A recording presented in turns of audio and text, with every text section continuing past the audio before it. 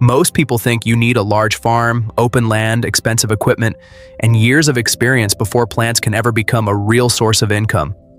But what if I told you some of the most profitable growing spaces are not farms at all? They are balconies, rooftops, patios, tiny yards, side corners, window shelves, and small spaces that most people ignore every single day. The hidden secret is this: average growers focus on land size. Smart growers focus on value per square foot. Average growers look at a small balcony and say, "There is not enough space." Smart growers look at that same balcony and ask, "What high-value plant can I produce here, sell here, repeat here, and scale from here?" That is the difference, because when you stop thinking like someone who only plants for survival, and you start thinking like someone who builds systems, even a small space can become a quiet goldmine. Welcome back to Planting Help, the channel where we explore high-profit plants for small spaces and how to turn soil into opportunity and seeds into success. Let's get into it. Plant number 1, microgreens. Most people misunderstand microgreens because they look too small to be serious. They see tiny leaves in a plastic tray and think, "How can this become a business?" But that is exactly where the hidden opportunity begins. Microgreens are not powerful because they are big. They are powerful because they are compact, fast, premium, and repeatable. Most people don't realize that microgreens are one of the clearest examples of growing smarter, not harder. You do not need a field. You do not need rows of farmland. You do not need a giant backyard. You can build a microgreen system with trays, shelves, and a small controlled space. That changes the entire business equation. Instead of asking, "How much land do I have?" you start asking, "How many trays can I rotate? How many customers can I serve weekly? How many restaurants, health-focused buyers, or local families want fresh greens on a repeat basis?" That is where microgreens become more than plants. They become a production system. The strategic advantage is value per square foot. A small shelf can hold multiple trays. Each tray can become a harvest. Each harvest can become a sale. And every sale gives you feedback about demand, pricing, packaging, and customer preference. This is why microgreens are so powerful for balconies, small rooms, patios, and compact growing setups. From a monetization angle, the value chain is strong. You can sell microgreens to local restaurants that want fresh plating ingredients. You can target juice bars, meal prep businesses, wellness buyers, or busy families who want nutrient-rich greens. You can even create a weekly subscription model where customers receive fresh trays or packed greens every week. Average growers look at microgreens and see tiny plants. Smart growers look at microgreens and see fast cash flow, premium positioning, and repeat customers. Plant number 2, herbs. Herbs are one of the most underestimated small space profit plants in the world. Most people misunderstand herbs because they see them as little extras. A bit of basil here, a little mint there, some parsley on the side. Something small, simple, and not worth building around. But what if I told you herbs are often more strategic than many larger crops? Because herbs carry something very powerful: constant kitchen demand. Restaurants need them, home cooks need them, food vendors need them, health-focused buyers use them, tea makers use them, sauce makers use them. And because fresh herbs lose quality quickly after harvest, local growers have a strong advantage. Most people don't realize that freshness itself can become your selling point. A supermarket herb pack may sit for days before the buyer gets it, but a local grower can offer freshness, aroma, and quality that feels completely different. The hidden opportunity with herbs is density. You can grow multiple herbs in pots, vertical shelves, balcony boxes, raised containers, or small patio systems. Basil, mint, parsley, cilantro, chives, thyme, and oregano can all become part of a small space product line. The strategic advantage is variety. One small growing area can produce different products for different buyers. A restaurant may want basil and parsley. A tea customer may want mint. A home cook may want a mixed herb bundle. A beginner gardener may want potted herbs they can keep in their kitchen. That means herbs do not lock you into one sales path. They open multiple value chains. You can sell cut herbs, you can sell living herb pots, you can create herb starter kits, you can make weekly chef packs, you can bundle herbs with salad greens, You can offer small, fresh packs for people who do not want to buy large quantities. This is where the business thinking matters. Average growers say, "It is just basil." Smart growers say, "This is a high repeat, high aroma, to small space product with multiple buyers." That is how you turn soil into opportunity and seeds into success. Plant number 3, lettuce. Lettuce looks ordinary. That is why most people underestimate it. They assume lettuce is only profitable for large commercial farms, big greenhouses, and huge supply chains. They think a small grower cannot compete. But that is the wrong way to look at it. A small grower does not need to compete with the supermarket on volume. A small grower competes on freshness, specialty varieties, local trust, and convenience. Most people don't realize that lettuce is not just one product. It can become many products. Loose leaf lettuce, mini heads, baby lettuce, mixed salad greens, premium salad bags, fresh weekly boxes. That flexibility is the hidden opportunity. In a small space, especially with containers, raised beds, vertical planters, or hydroponic-style setups, lettuce can become a steady product because people already understand it. You do not have to convince them what lettuce is.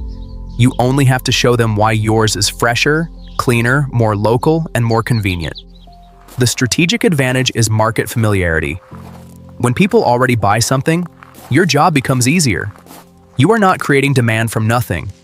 You are entering a habit that already exists, and that is powerful.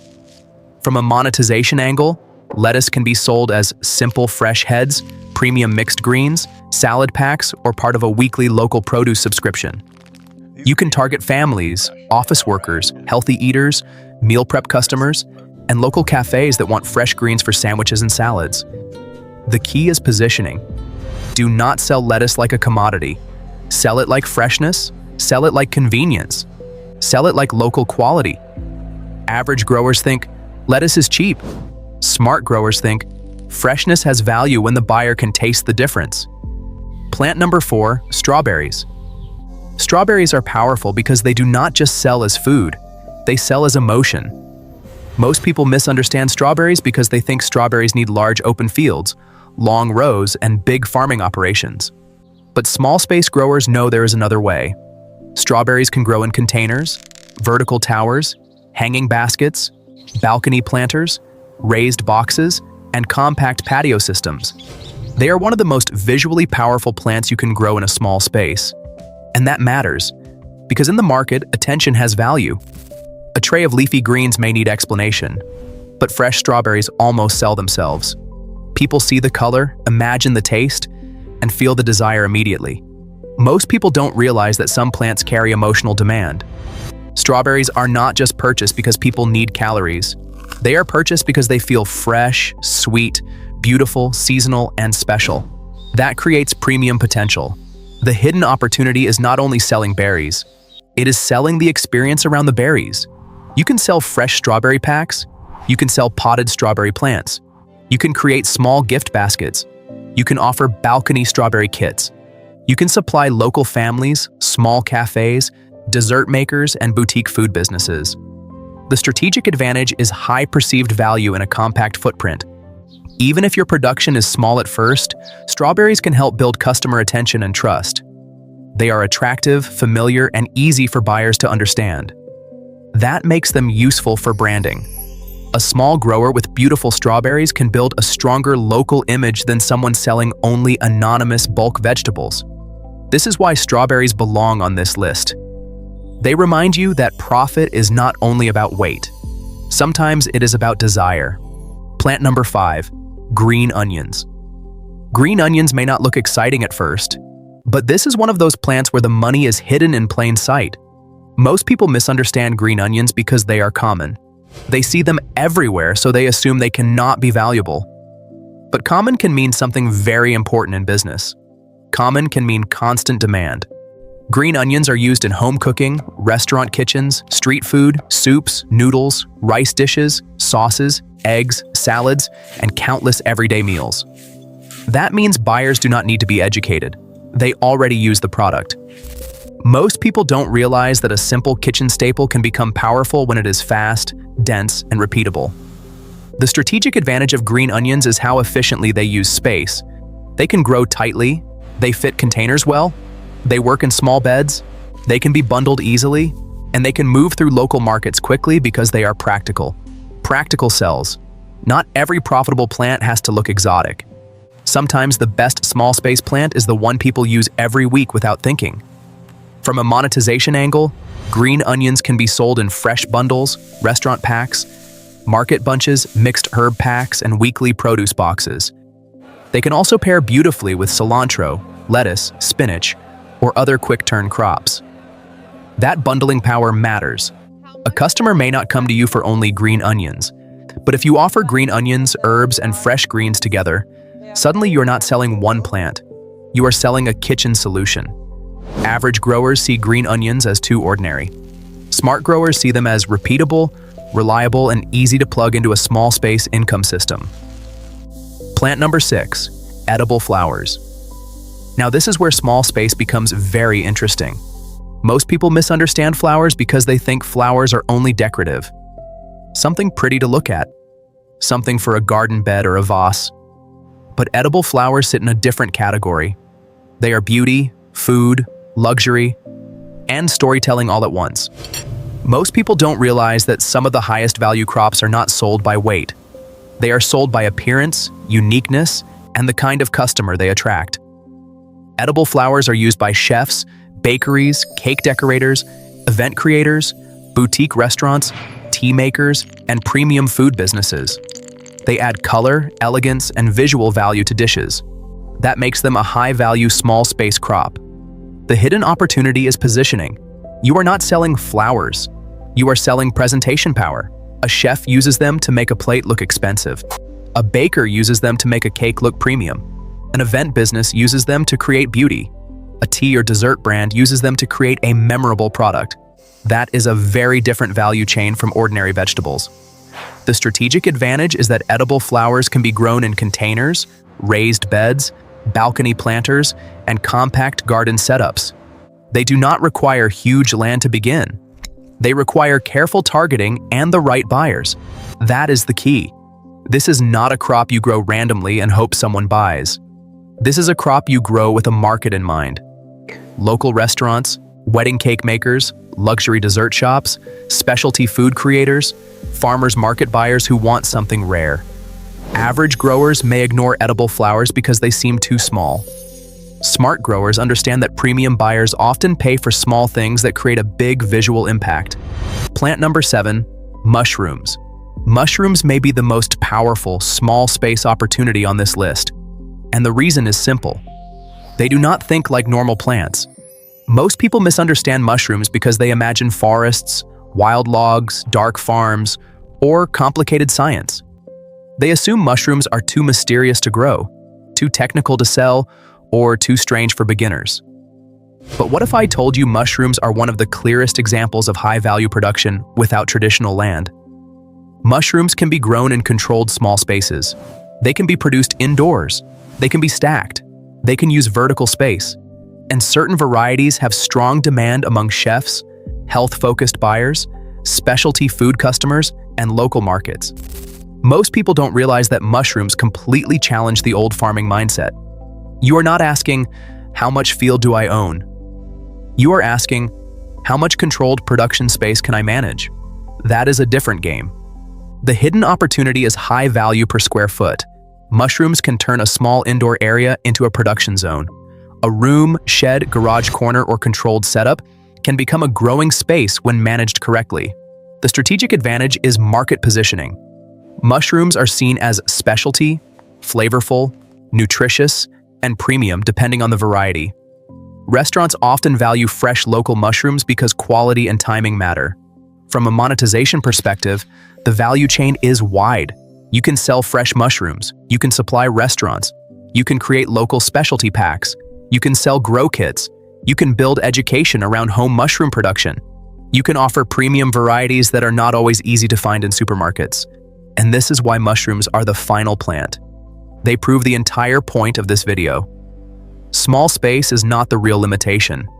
The real limitation is thinking only in old farming terms. Average growers ask, where is my land?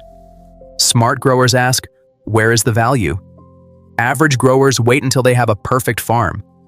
Smart growers start with the space they already control.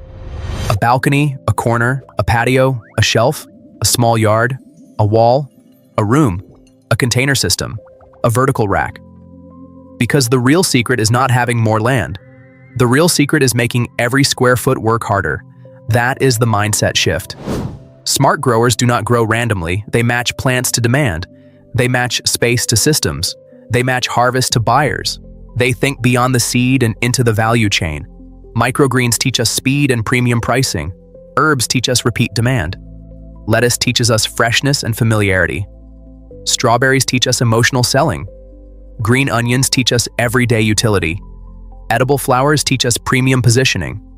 Mushrooms teach us high-value production without traditional land. And together, they reveal something powerful. You do not need to wait for a farm to begin. You can start where you are. You can test demand. You can build small systems. You can learn your market. You can turn one tiny growing space into the beginning of something much bigger. That is how you grow smarter, not harder. That is how you turn soil into opportunity and seeds into success. If this video gave you a new way to think about small space growing, make sure to like this video, subscribe to Daily Plant Life, and stay connected for more hidden plant opportunities, smart growing systems, and income ideas from the world of plants. And now I want to hear from you. Which of these plants would you start with and why? Keep planting, keep growing, and keep thriving with Daily Plant Life. I'll see you in the next video.